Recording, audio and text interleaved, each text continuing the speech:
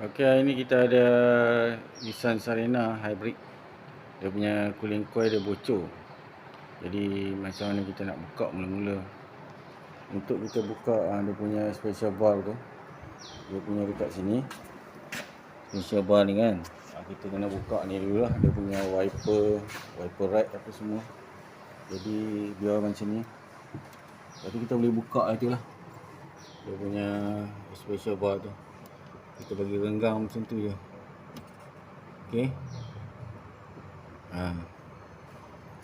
Lepas pada tu kita masuk dekat dashboard ni. Belah steering. Kita akan buka macam ni lah. Buka cover yang tepi tu dulu. Bawah tu. Lepas tu punya filter kan. Lepas tu yang tu penutup ni. Penutup sensor bawah tu. Ada modul bawah tu kena selak lah.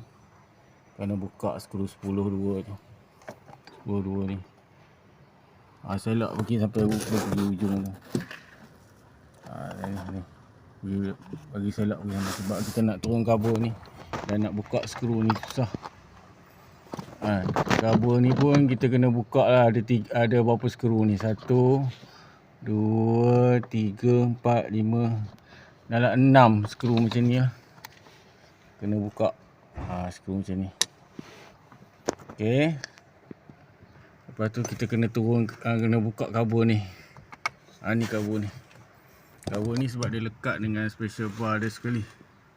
Special bar dia kita buka, kita tolak ke dalam sikit je. Untuk dia punya pipe tu keluar. Jadi kita buka keadaan dia macam ni. Kita kena buka ni lah penutup dia. Penutup dia. Ni dekat dia punya special bar. Skru dia ada 1, 2,